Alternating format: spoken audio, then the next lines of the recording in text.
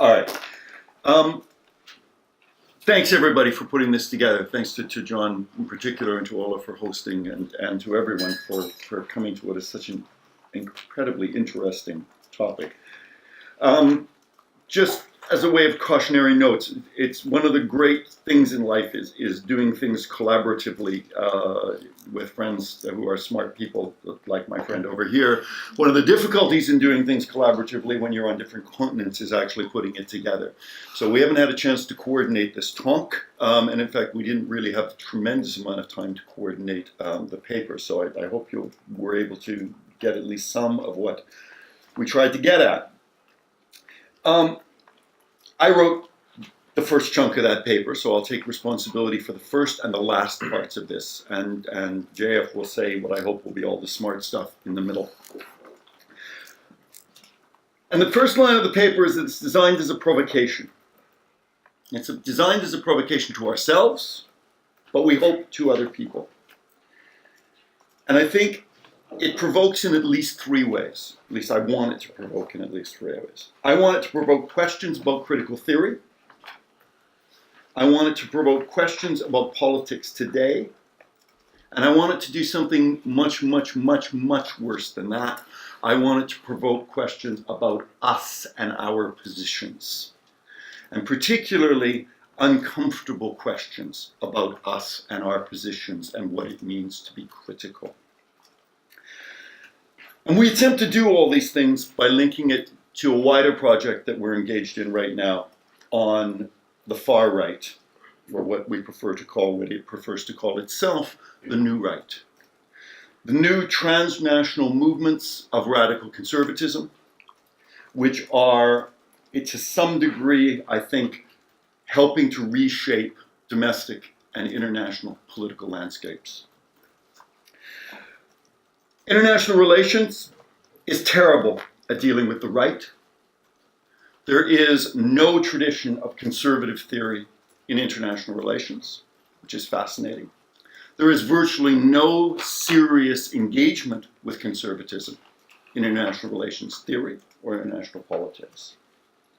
That, we think, is a great shortcoming.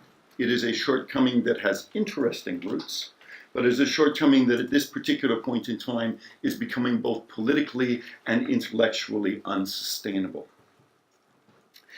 We, in this paper, attempt to sketch out what we think is one of the most interesting, intriguing, and discomforting elements of the far right.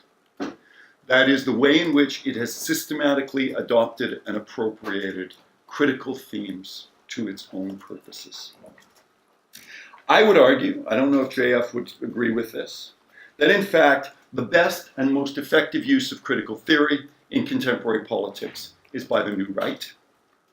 They are the most systematic and powerful critical thinkers on the planet today, and they are the only ones that have been able to link theory and practical politics in a powerful way. In other words, if you want to see critique in action, these are your guys. That is an uncomfortable possibility. We try to trace this in four ways. The first is to look at the new right not as some splenetic form of populism, as typical laziness, both in media and academic terms, calls it, but in fact as a specific intellectual and cultural project. A project that has been almost half a century in the making, and a project that finds some of its most interesting articulations precisely in the formulation of what Dominique Venner once called for as a Gramscianism of the right. In other words, this is an attempt to create a philosophical and cultural foundation and project which can become the basis and has become the basis for political mobilization and a political project. Once again, if one wants to see, I think, the most effective use of Gramscian concepts in contemporary politics, do not look to international relations. Do not look to anti-hegemonic movements on the left. Look on the right. That is where they are. That is where they're working. And they are doing so systematically. The people that we're interested in are a group of people Dominique Venner is one. Alain de Benoit is another in France. We can come back to why the French are so good at this, which is very interesting because they're really best at it on the right, probably much more than on the left. But also allies that they have are people like Sam Francis, the late Sam Francis in the United States, Paul Gottfried, and a variety of others. That's who this group is. We're trying in this paper to trace them out in 3 different ways. The first is to demonstrate not simply how they self-consciously formulate a Gramscianism of the right, but how they attempt to develop a critique of the Enlightenment, a critique of liberalism and global managerialism. And that is a critique that doesn't only look at the world of managerial liberalism, it looks at us, because for them, we are part of it. Secondly, we want to take a look at the way in which the themes of postmodernism have been systematically mobilized by the new right into what they call a postmodern populism. And finally, we want to take a look at the very uncomfortable question of leadership, the way in which there is a deep challenge to critical theorists from this position, precisely in that the discomfort we feel about political leadership is one that they do not share. In fact, they would argue, and I'll come to this at the end, that the fact that we share it, that we in fact feel it, is a sign of our own weakness and decadence. In other words, we're not wonderfully nice, self-critical people. We are on the side of history's losers. We'll come back to that at the end. But in the meanwhile, I want Jean-Francois to take over and see if he can explain the foundations of this ways of thinking. Thank you, Mike. Thank you, Luke. Thank you, everyone, for inviting us here and hosting us. This is already been a very exciting couple of days. I'll see how much I can fit in 10 minutes. There's lots of stuff. Okay, so I've prepared a little something. I might read a little bit because I don't want to waffle along. So just okay. Now, in important ways, this critique from the right developed as a rejoinder to the Frankfurt School's thesis on the cultural industry. Okay, if you remember, an important part of the Frankfurt School's analysis had to do with the ways in which capitalism had narrowly averted a fatal crisis of legitimacy in the 1930s by co-opting the modernist counterculture and turning it into a commodity with the help of the new media industry and the advertising industry at the time. Adorno, Marcuse, Erich Fromm, and others analyzed the ways in which this emerging culture industry went on to become a vital tool for the administrative creation of demands for consumer goods, so consumerism, which facilitated the continuity of capitalist exploitation under American hegemony during the Cold War. Now, many conservatives and Cold War liberals at the time actually agreed with the Frankfurt School's analysis here.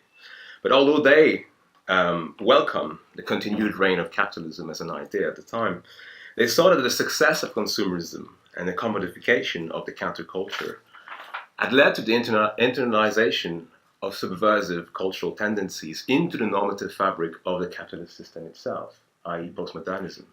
Now, in their view, this adversary culture was mining the set of bourgeois, Republican, and Christian belief system that had historically allowed liberal democratic societies to make the distinction between liberties and licenses and provided them with a sense of stoic resignation to face the inevitable existence of poverty and racial inequality and economic inequality and so on. Now, this is what Daniel Bell at the time called the cultural contradictions of capitalism. Right? Now, whereas Bell's and the neoconservatives and Cold War liberals at the time, or mainstream conservatives in America and in Europe, sought to use state institutions, public policy, punitive public policy, and sometimes even foreign policy to try to re-engineer the sort of moral consensus that would sustain the reproduction of neoliberal capitalism. Radical conservatives saw all this as a self-serving expansion of state power that intensified the domination of economic and administrative rationality in ways that in fact accelerated the destruction of all particularity, of all local cultures and traditions, and in ways that played into the hands of the universalist dystopias of the left. Okay, so they rejected all that. In other words, the radical right saw that the triumphs of globalization were pushing the mainstream left and the mainstream right in each other's arms since the 1960s. Now, this intensified the polarization, within liberal societies between an increasingly unified ruling class that relies on the national state and international institutions of global governance as its main means of control, and large dispossessed segment of the middle classes and the working classes, which lack the technocratic and managerial skills to access economic benefits and political power created by globalization. As Sam Francis argued in the early 1990s, and I cite, religious and secular, white and black, national and global, worker and management, the structural logic of globalization ultimately folds all historical lines of conflict into this wider confrontation between a new class elite that owns the means of organization and those who don't. Right? So it's not about owning the means of production, it's about owning the means of organization and economic redistribution. Now, this managerial thesis goes all the way back to James Burnham, who was a Trotskyist Marxist in the 1920s and then moved to the right and become one of the leading figures of the American right at the time. Now, in the contemporary New Right version of these arguments, those who are members of the new class range from corporate executives to university lecturers, lawyers, computer programmers, journalists, and bureaucrats who make a living from ideas and social criticism, like us. Right? These are professionals who have a vested interest in the war on poverty, in multiculturalism, progressive reforms, bureaucratic expansion, and the growth of international institutions and the NGO sector. Now, as this is one of the main characteristics in this argument of the new class, right?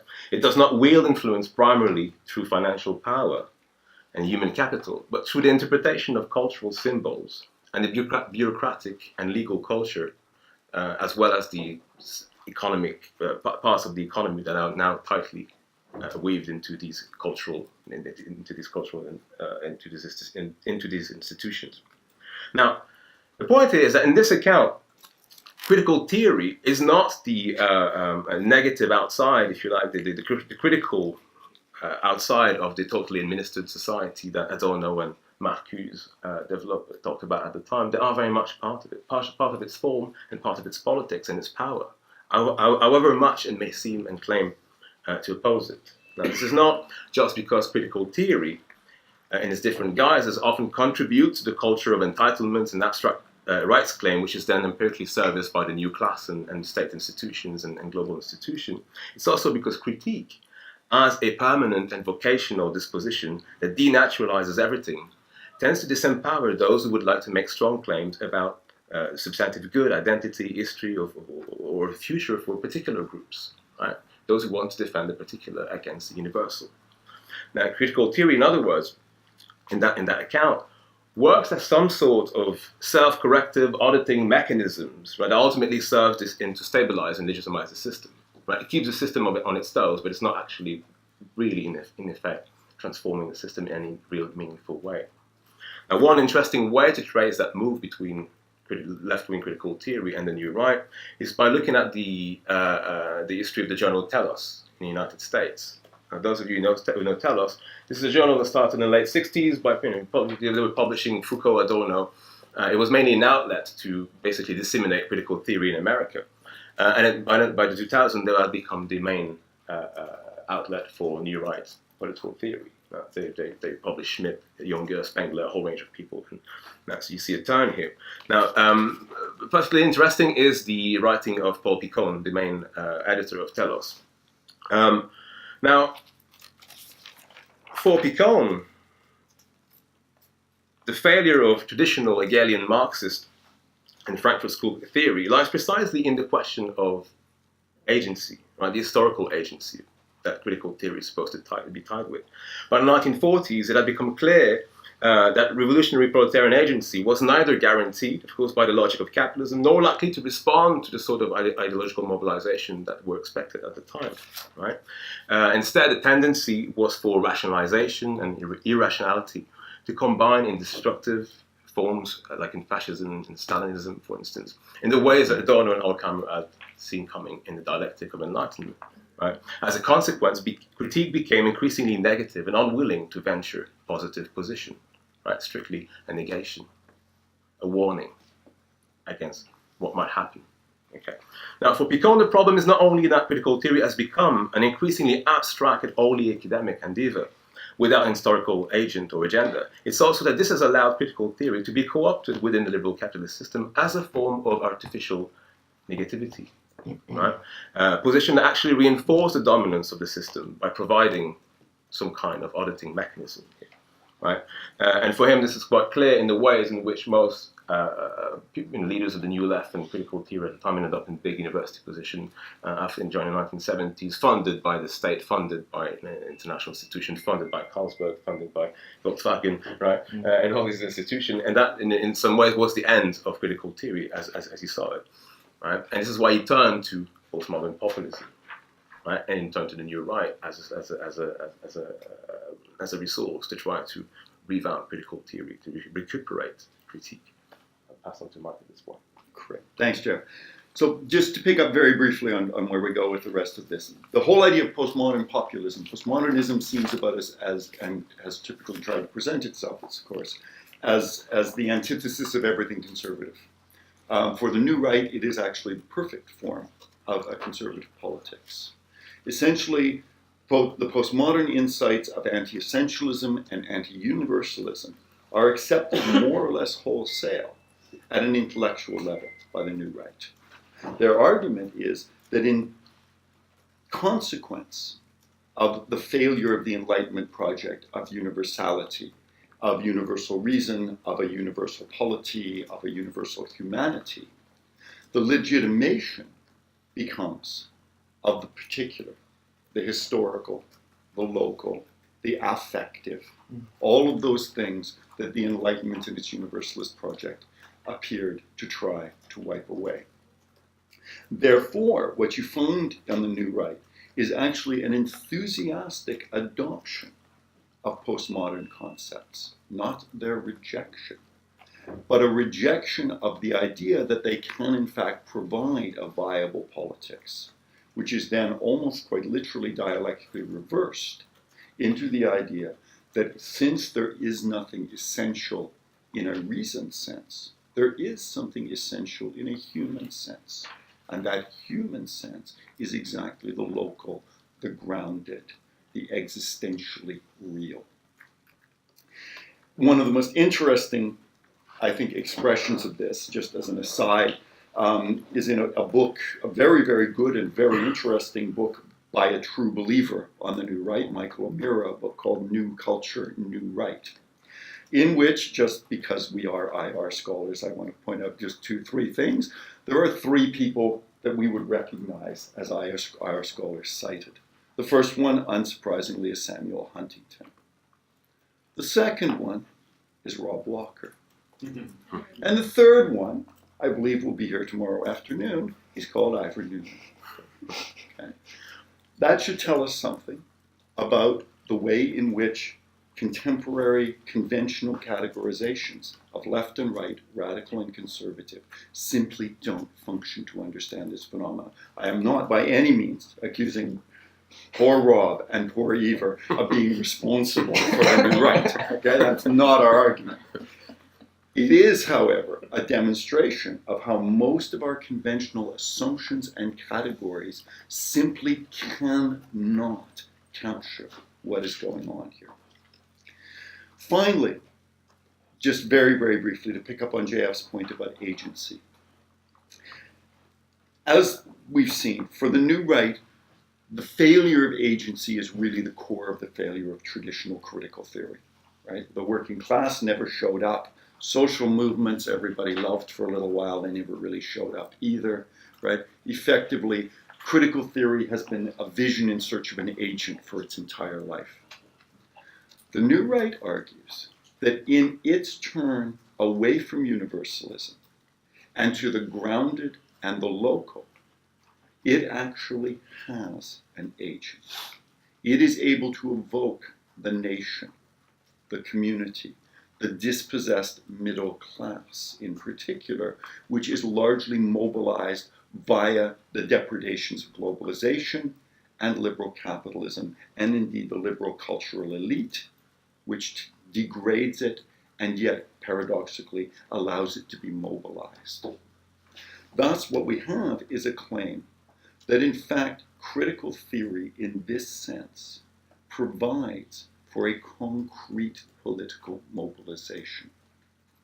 And the very idea that one is frightened for them of concrete political mobilization in the way that most contemporary critical theory is. Most contemporary critical theory is eternally deferral, right?